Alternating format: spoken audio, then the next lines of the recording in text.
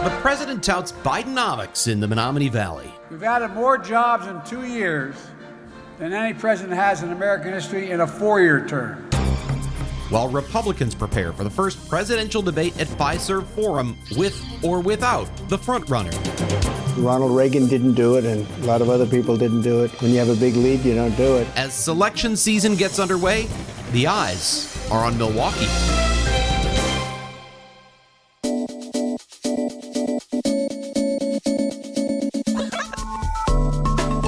From the Fox 6 studios, this is Open Record. I'm Bryan Polcyn, and I'm here with Open Record's executive producer, Sarah Smith. Hi, Sarah. Hi, Bryan. We are recording this episode on Wednesday, August 16th, for release on Thursday, August 17th, and we are joined this week from Washington, D.C. by longtime Washington bureau chief for the Milwaukee Journal-Sentinel, now a Lubar fellow at Marquette Law School, and a self-described chronicler of close Wisconsin elections. It's Craig Gilbert. Hey, Craig, thanks for coming on the podcast with us. Hey, it's nice to be with you. So, Craig, if there's anyone who knows how important Wisconsin is to presidential politics in the last 40 years, I think it's probably got to be you. You've written extensively about Wisconsin's role, not only as a closely contested state, which it always is, but as a tipping point for presidential elections. So before we get into what's going on next week here in Milwaukee and what's been going on recently, give us some sense of why is Wisconsin persistently such a battleground state, such a tipping point for presidential politics? Yeah, I mean, on one level, it's kind of a mystery, right? I mean, state borders are what they are. It's just sort of worked out that Wisconsin has an equal mix of Republican and Democratic voters. The bigger mystery to me is how the same state could remain a purple battleground over such a long period of time when our politics has changed so much. I mean, if you think about where the two parties get their votes, that's changed. If you look at the political geography and the map in Wisconsin, that's changed. Yet all these changes have kind of canceled each other out in a purely partisan sense. And so here we are, a state with, a lot of urban voters, a lot of rural voters, a lot of suburban voters, and a state that is sort of perpetually in play at a time when most states, the vast majority of states, are safe states for one party or the other. Do you think voters know that in Wisconsin? Do you think they know how important they are? Oh, yeah. I think it's been drummed into them for decade after decade. I mean, the level of political advertising that occurs in all of these races, again, first and foremost for president, but also for governor, for U.S. Senate, the level of local media, the level of national media. This is also true in, the age of social media and digital media. I think, you basically have to be a hermit not to know this. And obviously, presidential elections, while we think of them as national elections, they happen state by state, which is why states become so important. And in Wisconsin, we've had the last couple of elections in particular where the margin has been so razor thin. It's been less than a percentage point. And I think about with a state of, I don't know how many millions of voters, we have 5+ million people living in the state of Wisconsin.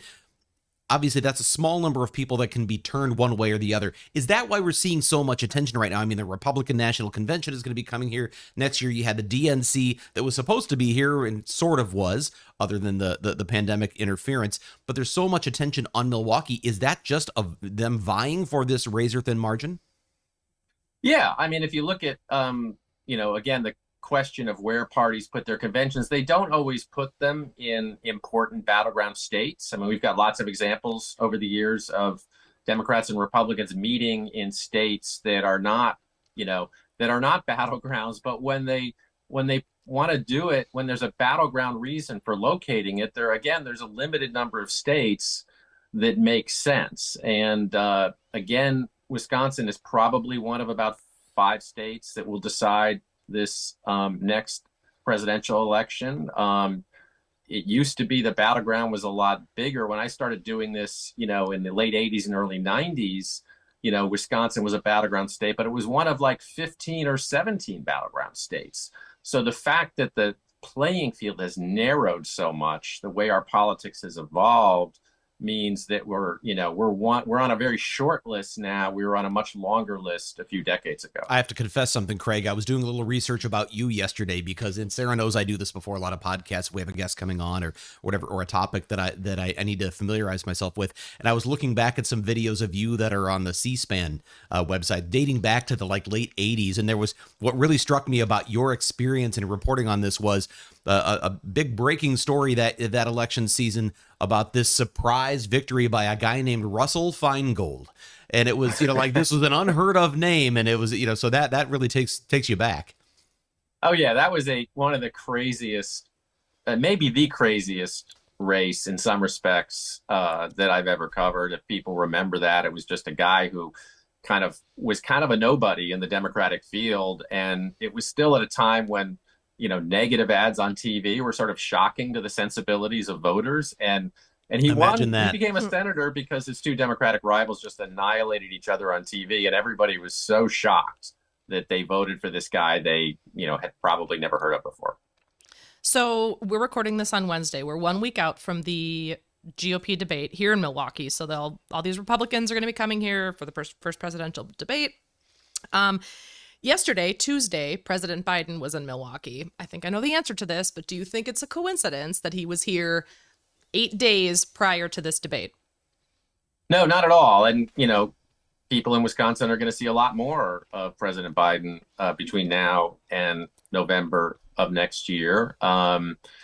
That's just politics 101, I think. It's a battleground state. They're doing a little advanced counter programming to the Republican debate that will happen here next week. And again, he'll be back again and again.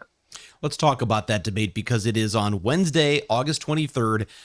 Fox News is hosting this, and it's going to be at Fiserv Forum, 8 o'clock next Wednesday.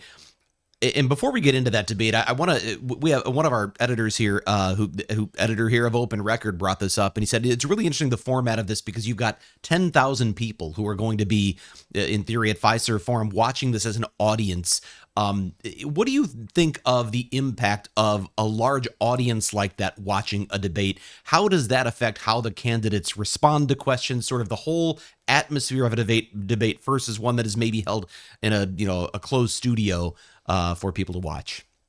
Yeah, I think all these things have a profound effect on debates. The audience has a profound effect. The number of candidates on the stage, how they're positioned on the stage, whether it's in studio or in front of a crowd, because it affects the way we see the debate and perceive the debate as members of the audience, but it also affects the participants in the debate. I mean, it shapes the way they debate. If you have a crowd, people are they are going to be at times playing to the crowd in the room, but at other times they're going to be playing to the audience at home, which is much bigger. They're also playing to the media, which is the institution and the means through which this debate story is really going to be communicated to more people than actually watch the debate. So it's really been pretty fascinating. I was on a panel of a debate in Milwaukee, a Democratic presidential debate back in 2004. And so seeing it from the inside and seeing the way all the staging and all these things we've been talking about kind of shape the way the candidates in the debate treat each other and the way they behave is really fascinating. And we'll see that next week. That's what I wondered. Does it encourage the sniping and the little quips and things that are going to get an immediate audience reaction and maybe play well on YouTube or something like that? Yeah, I think sometimes the candidates are, looking for that affirmation from the crowd. Other times they're looking to kind of separate themselves from the crowd, maybe even inviting boos at times. And like I said, even like where they're sitting and who they're standing, where they're sitting or standing and who they're sitting or standing next to can have an effect, whatever their tactics and strategy are going into the debate, it can have an effect on their mindset during the debate. So I think the big question that a lot of people are asking, a lot of the articles I've read, probably some of these candidates themselves are asking, is if Donald Trump will be one of the people involved in next week's debate. Yeah, so people who are puzzling this are all trying to put themselves in the head of Donald Trump. And I think if you do that, you sort of have to decide whether you think the former president, thinks he can advance himself more let me put it differently, he can diminish his opponents more by appearing on stage with them or by shunning them by not appearing on stage. I think I wouldn't be surprised either way. I do think he runs the risk of diminishing himself by not appearing, just because, he's the de facto incumbent in this race. He's the dominant figure in the race. He's the clear and obvious front runner in the race. So I think by not appearing, he not only gives the other candidates in the race more space to kind of set themselves apart and distinguish themselves and get noticed, but he also, potentially kind of looks, weak or just, he's not projecting the image that he likes to project to Republican voters. It would be a surprise to no one, though, if the battle that's going on, I wonder if it's not the battle that's going on internally for him, is one of strategy versus ego. He loves to be the center of attention. And if there's a debate that takes place on Fox News and Donald Trump isn't there, is that for him just hard to miss out on, even if it's the strategically right thing to do? Yeah, in some ways, he's going to be the center of attention even if he's not on the stage, but absolutely I think he thinks that he can I think he thinks he's a great debater, and I think he thinks he's a better debater than these other Republicans in the race. So I think on one level it would seem to be kind of irresistible for him to be there. On the other hand, he is the front runner, and he even skipped a debate 8 years ago when he wasn't as clearly established as the front runner as he is in this race. Do you think the other candidates will prepare differently? I mean, obviously being a wild card, I think he's, like you said, I think his name will be brought up whether he's there or not. So do you think they're preparing differently?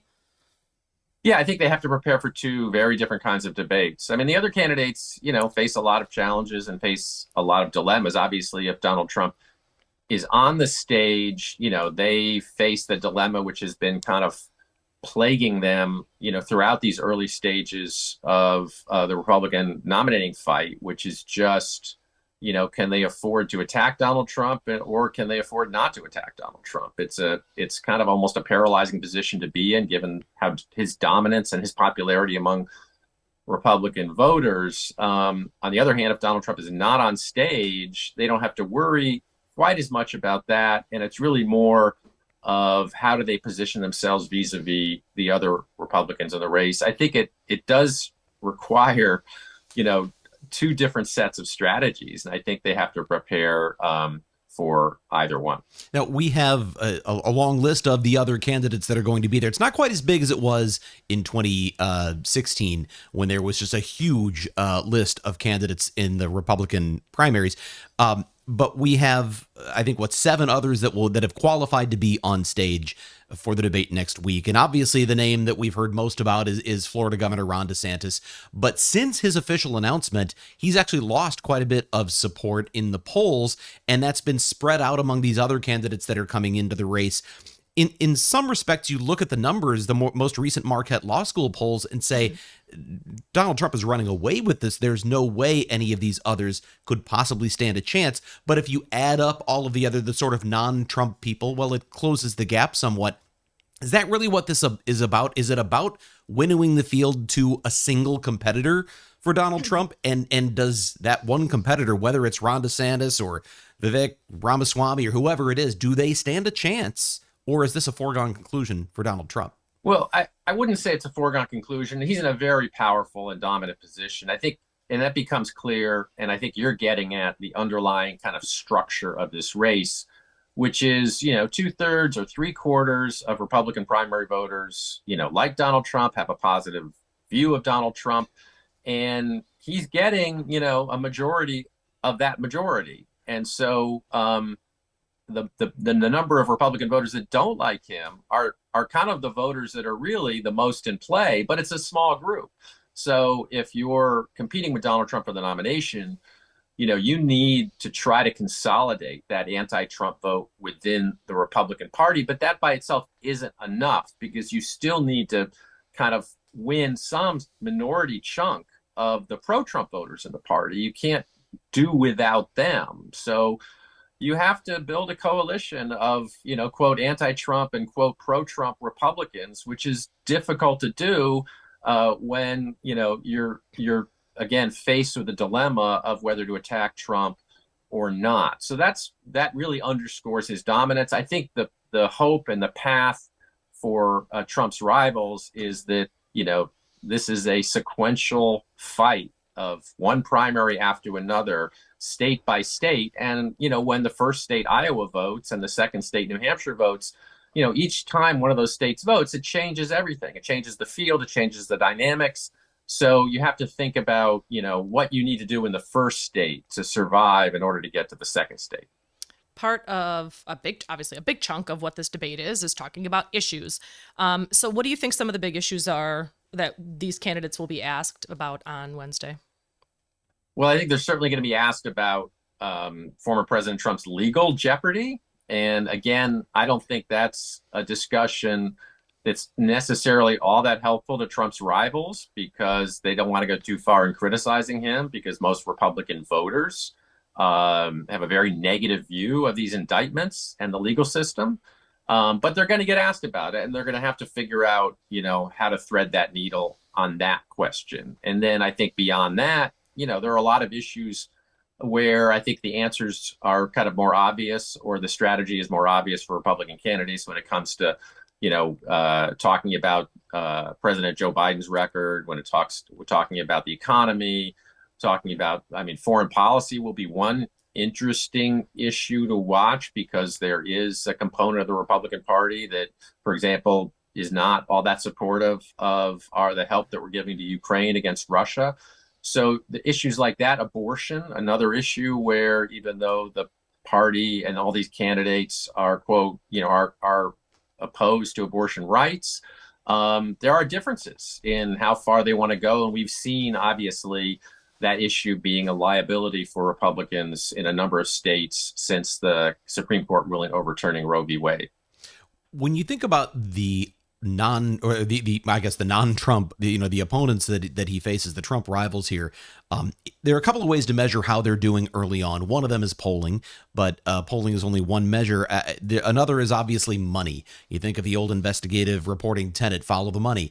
If you look at some of the candidates here, if you look at the numbers in the latest Marquette Law School poll, you'd say, well, Mike Pence is right up there with some of the others in terms of being the top challengers to Donald Trump. But if you look at his fundraising, it was awful compared to some of the others.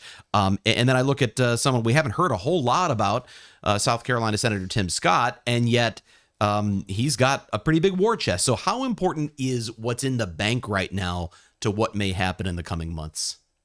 Yeah, so obviously that's a big part of the equation, and the money is what you need on the ground as you get into these states and you're campaigning, whether it's digital campaigns, whether it's television ads, and also the money itself, as you were talking about, is kind of a symbol. It's kind of a metric. It's a barometer of how you're doing and also your potential as a candidate. So aside from the actual resource, the use of the resources, it's also just kind of an embarrassment, I think, for candidates who can't raise money, because it affects the way they're perceived, and it's kind of a vicious cycle. The donor base is, you've got big donors who don't want to give to a candidate that they don't think is going anywhere, and that's true to some extent also of smaller donors who may be giving more with their heart than with their head, but they also don't want to see their money wasted. And so in the case of some candidates we've seen, historically have done really well with big donors, but didn't have the grassroots money. And that wasn't necessarily a good sign. It was a sign they had establishment support, but it wasn't a sign that they had the kind of grassroots support that reflects, your ability to win primaries on the ground. So the money matters. Next week, obviously, a big week for Milwaukee, a big week as we lead into next year's convention in Milwaukee. The city's going to host a convention vendor fair. There's the RNC summer meeting. Obviously, the preparations, have already started for 2024. What kind of impact do you see this having on the city, not just from an economic standpoint, but from a political standpoint? Well, I think, it's a kind of a unique situation when you've got basically the rest of the country and the world. Obviously they're watching a party convention, but they're watching it in a place. And so that is kind of an amazing opportunity and a challenge, I think, for any city. That city wants to, and that state wants to do the best job it can possibly do and put its best face forward. You don't always have control of that. There's also all kinds of, wild card and X factor things that can happen to kind of affect the way, the attention that a city gets through it. I mean, you could have Like protests, pandemics. you could have pandemics, which obviously, really wiped out the Democratic convention in Milwaukee last time around. You can have the way, the people in the city are treating the visitors. And again, this, it can be unpredictable. I think, cities generally, extend hospitality to their visiting parties. It's always interesting when you have, a Republican convention in a Democratic city. Most cities, we know this about the way American politics works. Most cities are pretty Democratic or pretty blue, and Milwaukee's no exception. So I think, that's going to be an interesting thing to watch. When I was at the Republican convention in New York City in 2004, again, an example of the party going to a city that was not in play. It was not even good for that party, but it was because of the symbolism of 9/11 and the Bush reelection campaign. There were times when, delegates were getting, booed and, jeered at on the streets because, New Yorkers are Democrats. And so, will we see any of that? It's going to be really interesting to watch. But I think, I think cities fundamentally approach this as a great opportunity to raise their profile in a good way. You're going to be here for the debate next week. What are you looking for when you come here, and what are your plans when you're in town? Well, just to reconnect with a lot of people in the political world, but in terms of the debate itself, again, there are battles within the battle, and obviously the fight among Donald Trump's rivals to be seen as the chief alternative or a chief alternative to Donald Trump is a really important one at this stage of the race. And again, to some extent, that's a battle to consolidate the anti-Trump vote, but it's also a battle to appeal to Trump voters who may be in play. So that's a pretty critical segment in this overall fight. Is if you're a Republican voter who tells a pollster, yeah, I like Donald Trump, I have a positive image of Donald Trump, but you're open to other candidates because maybe you question whether Donald Trump is electable, or maybe you just have sort of a level of fatigue with all of his baggage and you worry about the legal process. Maybe you're open to somebody else. So I'll be really looking, and I think a lot of observers will be looking at what this debate means, not just for Ron DeSantis, but for Tim Scott, for Nikki Haley, for Mike Pence, for some of these other candidates, and their ability to kind of, carve out the beginnings of a path to not only surviving Iowa and New Hampshire, but becoming a viable alternative to Donald Trump. And so it's going to be interesting to see that, at the debate in terms of the live audience and also, the body language and the language of the candidates on stage, and also just sort of the reactions and in Wisconsin, in the political world in Wisconsin, because Wisconsin is a state that matters. And Donald Trump has an interesting history with the Republican Party in Wisconsin, which we can talk about if you want. Well, that is when you think of obviously his history in particular with Assembly Speaker Robin Vos, that's been quite an interesting history. So maybe tell us a little bit about that.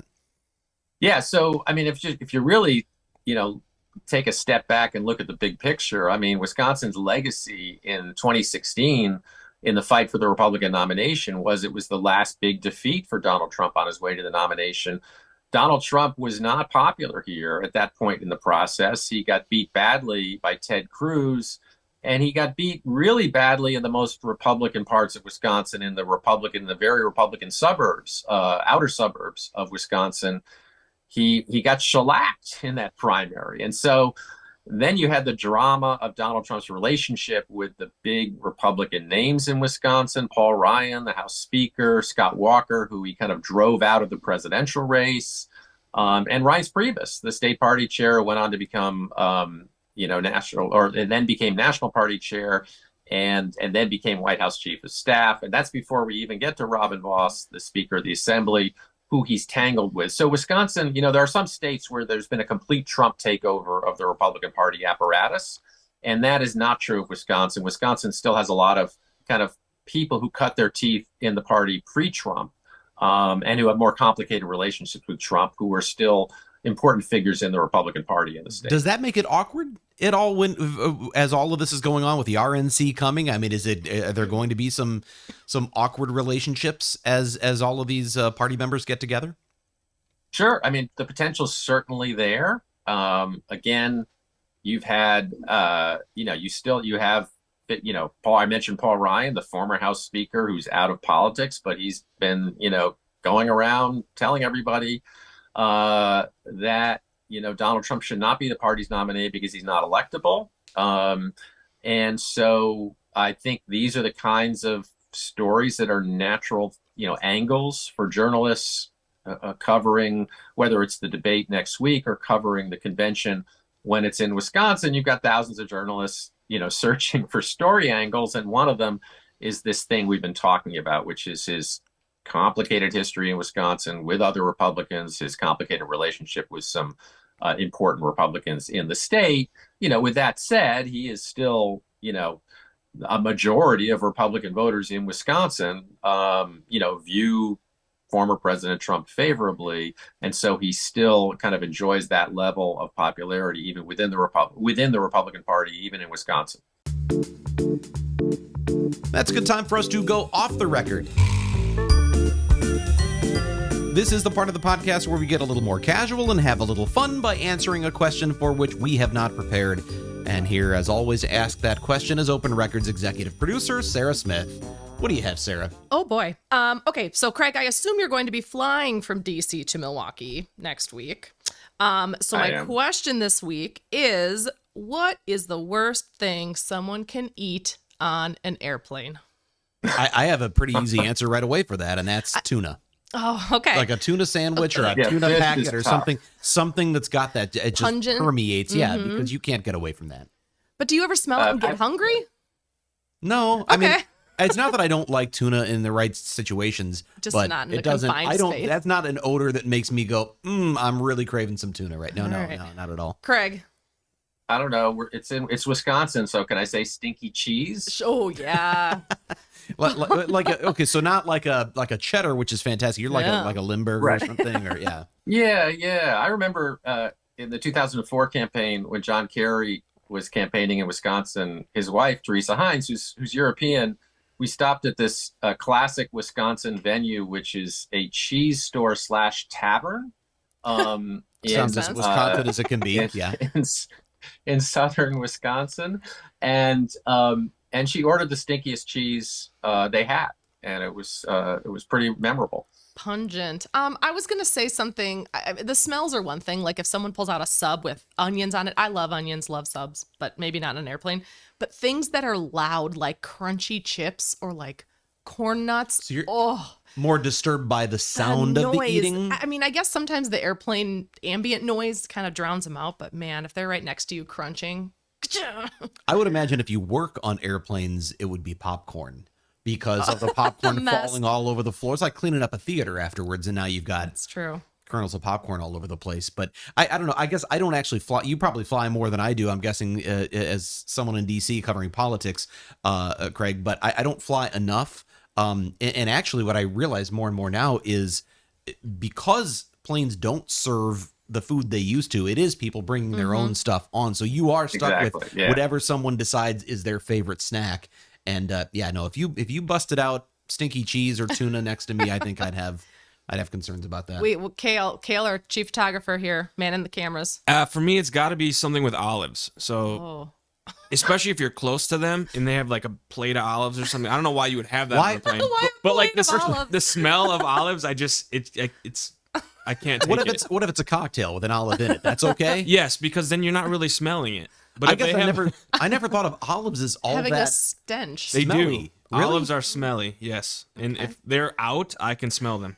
Are these like gourmet olives that you have? Because No, it doesn't matter. Any olives. Doesn't matter. The Okay. smell, I just You know, can't do it. at the opposite end of the spectrum, and fortunately it's a short flight from between DC and Milwaukee, but at the opposite end of the spectrum, the old airline that, used to serve that route, Midwest Express, The cookies. not only served chocolate chip cookies, but they served warm chocolate chip warm. Yes. cookies. Oh, that was the best. They filled the cabin with the gosh, scent. you're not of wrong. Warm the chocolate. The best thing about that from a marketing standpoint was there are times you're thinking this flight might be $75 more than the next one. Doesn't matter. But the cookies. As though The cookies somehow and the seats. you couldn't Yes. just for $75 buy some warm chocolate chip cookies in the airport terminal and bring them out. No, but that was a powerful motivation. It was a great marketing tool. We and the miss free wine and beer. that would Details. also work. Well, Craig, thank you so much for taking the time to join us, and we look forward to having you in town, welcoming you back to Milwaukee for the debate next week. But thank you as always for your time here on the podcast. Absolutely, and good luck with your coverage of the debate. All right. If you have time, or if you have a topic rather that you would like us to discuss on Open Record, or an issue you think we should investigate for Fox 6 News, send us an email to fox6investigators@fox.com. As always, thank you to the people who make this podcast possible, including our executive producer, Sarah Smith, our editor, Dave Machuda, and our chief photographer manning the video switcher, Cale Zimney. With that, I'm Bryan Polcyn. We'll be back next week.